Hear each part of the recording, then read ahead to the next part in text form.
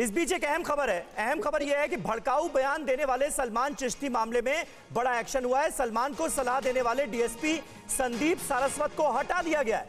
Video viral होने के बाद पुलिसकर्मी पर गाज गिरी है। डीएसपी पर सलमान को बचने का तरीका बताने का आरोप है, जिसका थोड़ी देर पहले हम जिक्र कर रहे थे। आरोपी के नशे में होने की बात कह रहे थे डीएसपी सारस्वत। डीएसपी संदीप की विजिलेंस जांच के भी आदेश दे दिए गए। तो शिवम, सख्त कदम तो उठाया जा रहा है।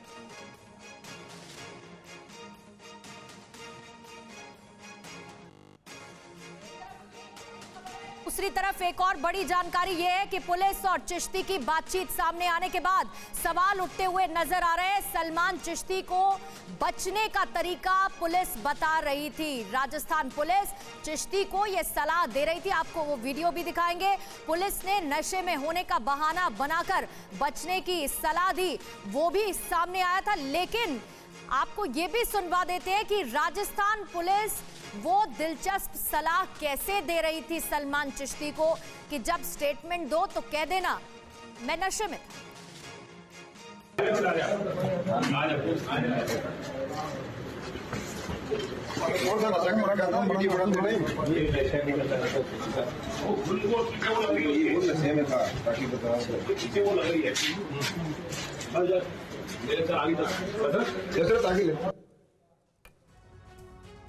और अब सलमान चिश्ती का वो बयान भी आपको सुनाते हैं जिसको लेकर ये पूरा विवाद खड़ा हुआ।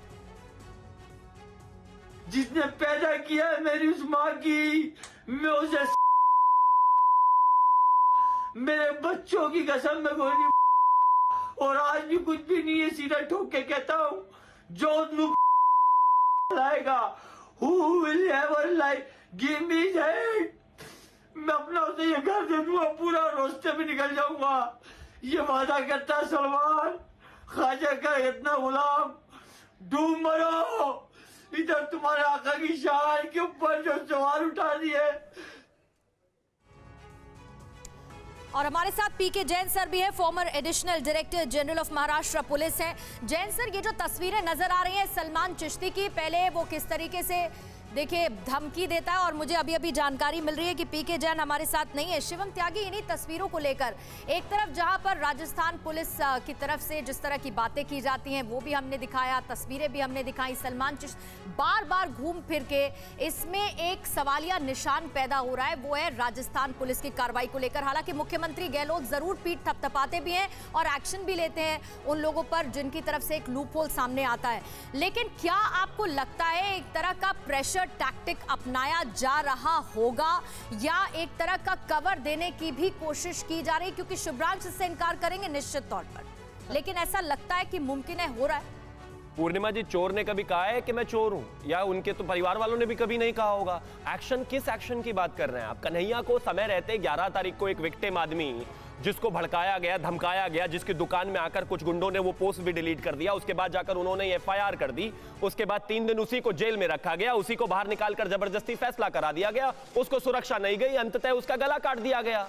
उसके बाद आप उसको 1 करोड़ देते रहिए, पुलिस वालों को सस्पेंड करते रहिए, उस 18 साल के बच्चे के पिता को तो वापस नहीं ला पाएंगे ना आप। अब यही सिचुएशन ये हो रहा है। मौलाना नदीम जिसने कहा था कि मैं नुपुर के आंखें निकाल लूंगा, गला काट दूंगा, हाथ काट दूंगा, उंगली काट दूंगा, उस पर ऐसे सेक्शंस लगाए कि वो 24 घंटे में बाहर है। दूसरी तरफ ये चिश्ती साहब का मामला देख लीजिए। शरवर चिश्ती ने कल आकर कहा कि I was out of India, और जो भी ये कर रहे हैं हम इसकी मजम्मत करते हैं। मजम्मत से कुछ नहीं होता सर। आपकी कमेटी में सेक्रेटरी अगर इस तरह की बातें बोल रहा है तो आपको स्ट्रिक्ट एक्शन लेना पड़ेगा। ठीक है, तो ठीक है, ठीक है। इस तरह की तमाम घटनाएं सामने आने के बाद जहन में खौफ है लोगों के। सुभ्रांश जी, इस बात को क्या समझते हुए और कन्हैया लाल हत्याकांड में जो लूपहोल सामने आए उसको मद्देनजर रखते हुए आप मानेंगे कि इस तरह की लापरवाही घातक साबित हो सकती है? बहुत कड़े एक्शन की जरूरत है ऐसे लोगों के खिलाफ। देखिए समीर साहब, बिल्कुल कन्हैया लाल हत्याकांड से एक बात तो सिद्ध हो गया कि भारतीय जनता पार्टी हिंदुओं को गाजर मूली समझती है। कन्हैया लाल का हत्यारा भारतीय जनता पार्टी के नेता गुलाब चंद्र कटारिया का राइट हैंड। सारी दुनिया ने देखा, पूरे देश ने देखा कि भारतीय जनता पार्टी हिंदुओं को मारकर और धार्मिक उन्माद फैलाकर, कीचड़ फैलाकर अपने कमल को तरोताजा रखना चाहती है। ये बिल्कुल क्लियर है, ये संजोग प्रयोग नहीं है, ये भाजपा का डीएनए है। एक बात दूसरी बात, अभी आप राजनीतिक संरक्षण की कुछ बात कर रहे थे। राजस्थान है महाराज, वो उत्तर प्रदेश नहीं है जहां अपराधियों को संरक्षण दिया जाता है और संरक्षण देने से पहले पुलिस उनको संरक्षण और बना लेती है। वहां एफआईआर दर्ज होता है तो अरेस्ट होता है, और गलती अगर पुलिस वाला करता है तो तुरंत सस्पेंड होता है। वहां ढिलाई नहीं बरती जाती है। अगर ढिलाई बरती जाती तो नुपुर शर्मा अब तक जेल के अंदर होती। लेकिन शुभ्रांश क्या सिलसिलेवार तरीके से शुभ्रांश आप जो बात कह रहे हैं ना, अभी आप गाजर, खेत और मूली और पता नहीं क्या क्या कहे जा रहे हैं। सर प्लीज यहाँ पर ये सब चीजें मत लेकर आइए, टू द पॉइंट और फैक्चुअली बात कीजिए। जो तस्वीरें सामने आ रही हैं, आपको क्यों लगता है कि इसको देखकर कोई सवाल नहीं पूछेगा? क्यों आपको लगता है इनको देखकर ऐसा नहीं लगेगा कि किसी तरीके के लूप होल्स भी हैं? चाहे आप सलमान चिश्ती की बात करें या फिर उदयपुर केस की बात करें, इंटेलिजेंस फेलियर की बात करें, क्यों आपको लगता है कि ये सवाल नहीं पूछा जाएगा वहां की सरकार से? शुभ्रांश क्यों हैकल कर रही है? सुनिए, मुझे मालूम है सच बहुत कड़वा होता है, सुन तो लीजिए।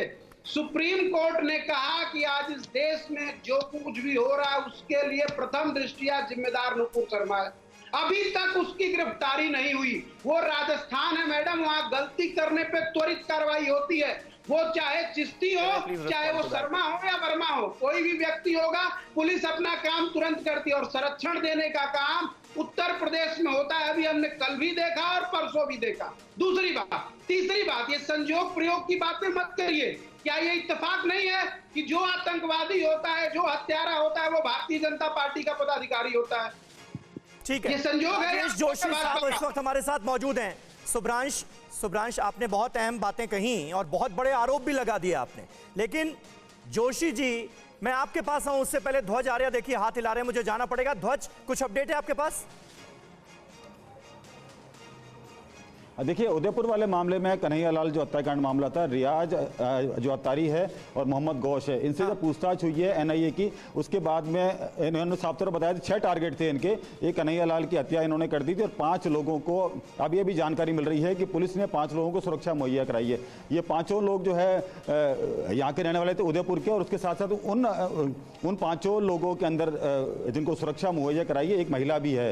तो पुलिस ने फिलहाल इनकी जो है जानकारी अभी आउट नहीं की है और सुरक्षा की दृष्टि से बताए जा रहे हैं। कारण ये कि ये जो 5 लोग हैं, इन्हें सुरक्षा दे दी गई है ताकि इन्हें जो जान का खतरा था, लगातार धमकियां मिल रही थी अत्तारी की तरफ से, मोहम्मद गौश की तरफ से, इन्हें पुलिस ने सुरक्षा मुहैया कराई है। और कितने खतरनाक थे ये पता चलता है इससे। राजेश जोशी जी, इस मामले पर राजनीति होना और इस पूरे मामले को ही राजनीतिक रंग दे देना, दोनों में अलग अलग चीजें हैं और दोनों बातें बिल्कुल अलग हो जाती हैं। आपको लगता है जब हम ये कह रहे हैं कि भाई ये तो राजनीति के तहत मामला सामने आया है, तो मामले को हल्का करके देखा जा रहा है, जबकि इस पर बहुत ज्यादा गंभीरता की जरूरत है? बिल्कुल, आप सही कह रहे हैं, गंभीरता की जरूरत है, क्योंकि किसी आदमी की जान चली गई है और उसकी जान बाकायदा वीडियो के सामने उस पर हमला किया गया है। इसमें 2 बातें मैं कहना चाहता हूं, मुझे इजाजत दी।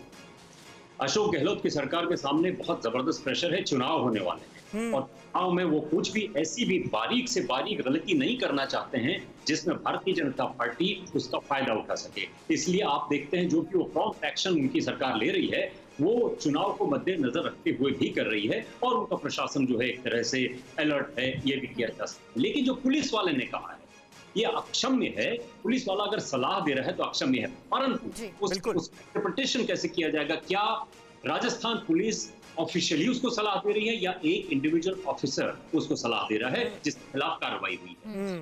ये और जो कार्रवाई जो एनआईए ने इंटरोगेशन रिपोर्ट्स ली थी, एनआईए सबूत इकट्ठा करेगी, अदालत के पास जाएगा। आप इस बात का भी ध्यान रखिए, मैं जल्दी से अपनी बात खत्म करता हूं। इस बात का ध्यान रखा जाना चाहिए कि बहुत सारे ऐसे, ये एनआईए की जो इन्वेस्टिगेशन है, बड़े बड़े माहिर लोग होते हैं, ये ऐसे हवा में इन्वेस्टिगेशन नहीं करते हैं। इसके बावजूद बहुत सारे केस, अक्षरधाम वाली किलिंग्स हुई हैं, उसमें 11 साल बाद जो है एक्यूज को छोड़ दिया गया। बॉम्बे ब्लास्ट केस हुए थे, उसमें कई लोगों को 172 लोग जो है गिरफ्तार हुए थे सूरत में, उनको छोड़ दिया गया।